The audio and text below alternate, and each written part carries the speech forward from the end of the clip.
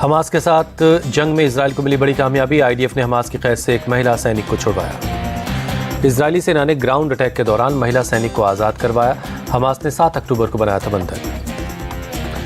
Israeli महिला सैनिक अपने परिवार के बीच पहुंची। इजराइल का दावा, बाकी बंधकों को भी जल्दी आज़ाद करवा लेंगे। इजराइल के पीएम नेतन्याहू ने महिला सैनिक को रिहा करवाने के लिए इजरायली सेना को मुबारकबाद दी। कहा, पूरा देश आईडीएफ को सलाम कर रहा है।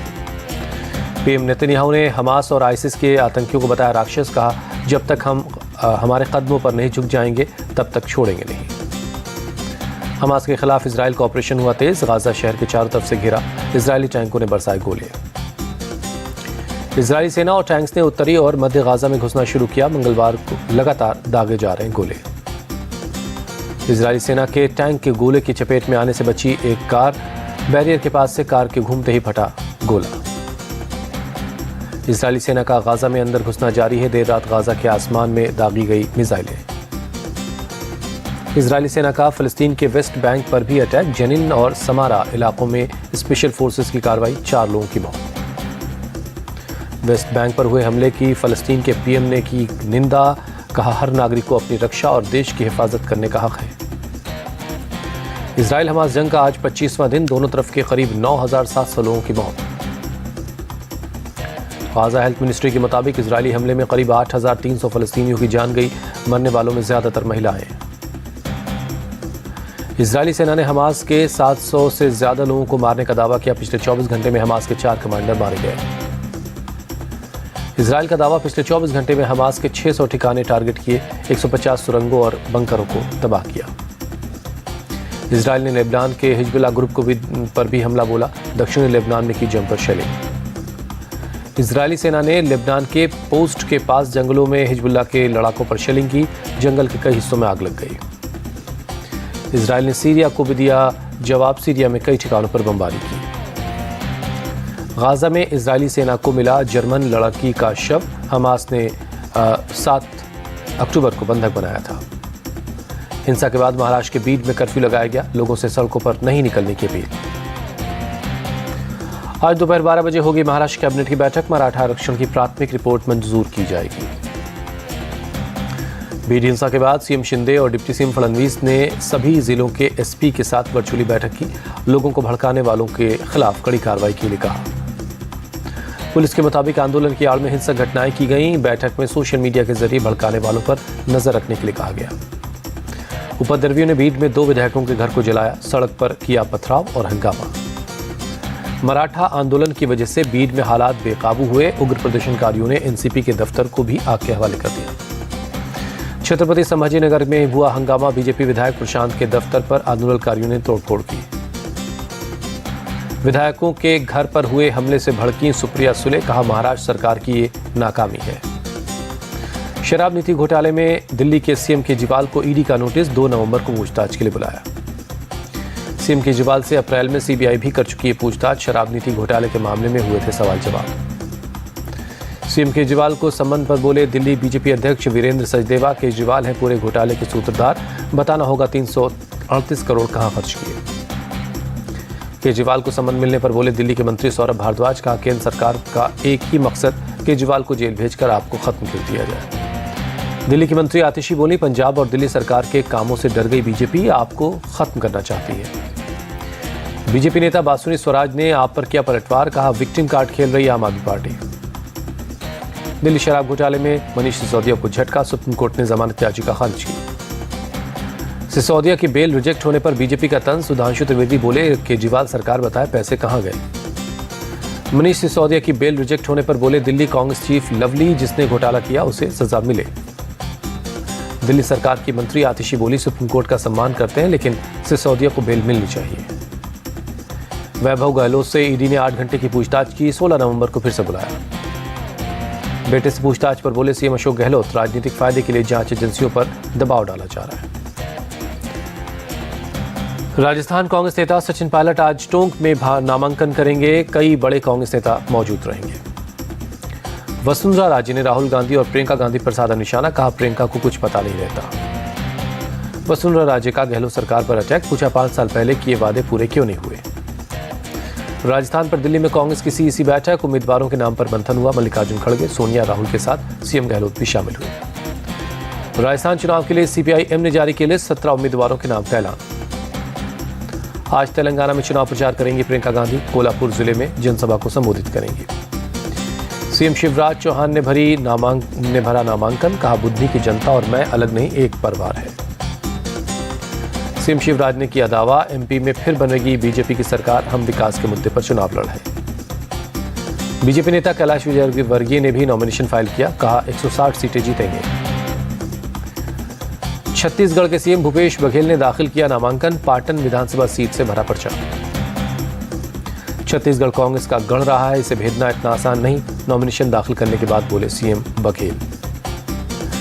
रायपुर में महाराष्ट्र के डिप्टी सीएम फडणवीस का निशाना, पूछा कांग्रेस ने 5 साल पहले जो गारंटी दी थी उनका क्या हुआ। छत्तीसगढ़ में सत्ता परिवर्तन होना तय, भ्रष्टाचारी जाने वाले हैं, केंद्रीय मंत्री धर्मेंद्र प्रधान का बयान। बीजेपी के परिवारवाद वाले आरोपों पर प्रियंका गांधी का पलटवार, कहा यह देश के प्रति भक्ति है जो खत्म नहीं हो रही।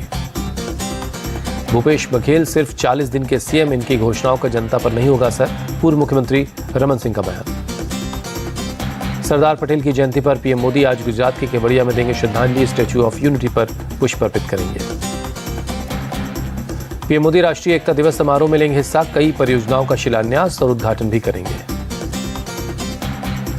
पीएम मोदी आज मेरी माटी मेरा देश अभियान के अमृत कलश यात्रा का समापन कार्यक्रम में शामिल होंगे, दिल्ली के कर्तव्य पथ पर होगा कार्यक्रम। प्रधानमंत्री अमृत वाटिका और अमृत महोत्सव स्मारक का उद्घाटन करेंगे, देश भर से कार्यक्रम में शामिल होने वाले हजारों अमृत कलश यात्रियों को संबोधित करेंगे। गुजरात के 5800 करोड़ की ये परियोजनाओं की सौगात, पीएम मोदी बोले देश का तेज विकास स्थिर सरकार की वजह से हुआ। केरल ब्लास्ट के आरोपी डोमिनिक मार्टिन को यूएपी के तहत गिरफ्तार कर लिया गया है, एक्सप्लोजिव एक्ट, हत्या और साजिश की धाराओं में मामला दर्ज। हरदोई में हाईवे पर दर्दनाक हादसा, बेकाबू गाड़ी पेड़ से टकराई, एक ही परिवार के 5 लोगों की मौत। 4 लोग और एक बच्चा गाड़ी में सवार नया गांव जा रहे थे, रास्ते में खमरिया के पास यह हादसा हुआ। हादसे के बाद गाड़ी बुरी तरह से क्षतिग्रस्त हो गई, पुलिस आगे की कार्रवाई कर रही है। राजकोट में टायर गोदाम में लगी भीषण आग, आसमान में उठा धुएं का गुबार। देखते ही देखते आग के लपटों में घिर गया गोदाम, आसपास के इलाकों में मचा हड़कंप। खबर मिलने के बाद मौके पर पहुंची दमकल की गाड़ियां, काफी मशक्कत के बाद आग पर काबू पाया गया। पश्चिम बंगाल के आसनसोल में मोटरसाइकिल शोरूम में आग का तांडव, धू-धू कर उठी लपटें। शोरूम से 12 से ज्यादा कर्मचारियों को सुरक्षित निकाला गया, किसी के घायल होने की खबर नहीं है। दमकल की 3 गाड़ियों ने पाया आग पर काबू, बड़े पैमाने पर नुकसान की आशंका।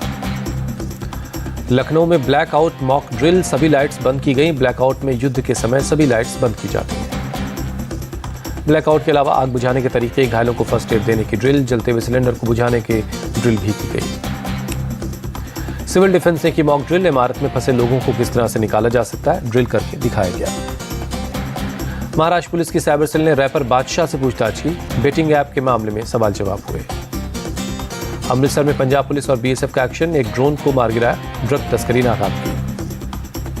प्रयागराज में सीएम योगी ने डबल इंजन सरकार के फायदे गिनाए, कहा सरकार जो कहती है उसे वक्त से करके दिखाती है। सीएम योगी का विपक्ष पर निशाना, कहा हमने जाति नहीं जरूरत के आधार पर घर दिए हैं। केंद्र और राज्यों को सुप्रीम कोर्ट का निर्देश, सीआईसी और एसआईसीएस में रिक्तियों को भरने के लिए कदम उठाएं। दिल्ली में बढ़ते प्रदूषण पर सरकार की नजर, 1 नवंबर से बाहरी डीजल की गाड़ियों पर लगेगी रोक। रिलायंस फाउंडेशन की अध्यक्ष नीता अंबानी को global leadership award US India strategic partnership forum ने सम्मानित किया। नीता अंबानी को जरूरतमंदों की मदद और सामाजिक जिम्मेदारी निभाने के लिए अवार्ड मिला, कहा महिलाओं को सशक्त बनाना मेरे दिल के सबसे करीब है। केंद्रीय मंत्री नितिन गडकरी ने गुवाहाटी में कामाख्या मंदिर का दौरा किया, दर्शन कर आशीर्वाद दिया। श्री गुरु रामदास के प्रकाश पर्व के मौके पर अमृतसर के स्वर्ण मंदिर में हुई आतिशबाजी, लोगों का हुजूम उमड़ा। नवरात्रि खत्म होती प्याज की कीमत में लगी आग, दिल्ली में 78 रुपए प्रति किलो पहुंची प्याज की कीमत। नागपुर समेत पूरे महाराष्ट्र में प्याज के दाम बढ़ने से आम जनता और कारोबारी बेहाल, नागपुर की मंडी में प्याज के दाम 2 गुने से भी ज्यादा हुए।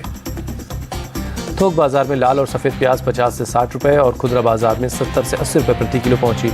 कारोबारियों के मुताबिक बाजार में प्याज कम आने से कीमतें बढ़ी हैं। कांग्रेस सांसद मनीष तिवारी का केंद्र सरकार पर तंज, दिल्ली में आरबीआई के बाहर 2000 रुपए के नोट बदलने के लिए लगी है लंबी लाइनें, तस्वीर शेयर की। वर्ल्ड कप में आज पाकिस्तान और बांग्लादेश के बीच होगी टक्कर। कोलकाता में दोनों टीमें होंगी आमने सामने। दोपहर 2 बजे शुरू होगा मैच। बांग्लादेश के कप्तान शाकिब अल हसन ने भरी हुंकार, कहा वर्ल्ड कप में अभी भी बहुत कुछ दांव पर लगा है। पाकिस्तान को हराकर चैंपियंस ट्रॉफी के लिए क्वालिफाई करना हमारा लक्ष्य। वर्ल्ड कप में अफगानिस्तान ने दर्ज की तीसरी जीत, श्रीलंका को 7 विकेट से हराया। श्रीलंका ने पहले बल्लेबाजी करते हुए 241 रन बनाए। अफगानिस्तान ने 46वें ओवर में जीत हासिल कर ली। 6 अंकों के साथ पॉइंट्स टेबल में 5वें स्थान पर पहुंचा अफगानिस्तान, सेमीफाइनल की रेस में शामिल। श्रीलंका के किसी भी बल्लेबाज को नहीं खेलनी ने बड़ी पारी। पथुम निसांका ने सबसे ज्यादा 45 रन बनाए। अफगानिस्तान के तेज गेंदबाज फजल हक फारूकी ने किया कमाल। श्रीलंका के 4 विकेट लिए प्लेयर ऑफ द मैच चुने गए। 242 रन का टारगेट चेस करने उतरी अफगानिस्तान की टीम की शुरुआत अच्छी नहीं रही। ओपनर बल्लेबाज गुरबाज खाता खोले बगैर आउट हो गए। 73 के स्कोर पर अफगानिस्तान को दूसरा झटका लगा। इब्राहिम जादरान 39 रन बनाकर पवेलियन लौटे। अफगानिस्तान के लिए रहमत, हशमत और उमर जई ने शानदार बल्लेबाजी की। तीनों ने अर्धशतक लगाया। श्रीलंका पर अफगानिस्तान की जीत से फैंस खुश। सेमीफाइनल में अपनी टीम के पहुंचने की उम्मीद जताई। श्रीलंका से मुकाबले के लिए मुंबई पहुंची टीम इंडिया। 2 नवंबर को होगी टक्कर। ऑस्ट्रेलिया से टक्कर के लिए इंग्लैंड की टीम अहमदाबाद पहुंची। 4 नवंबर को दोनों टीमें आमने सामने होंगी। रोहित शेट्टी ने सिंघम अगेन का पोस्टर रिलीज किया। सिम्बा के अनोखे किरदार में दिखे रणवीर सिंह। रणवीर के पीछे नजर आए हनुमान।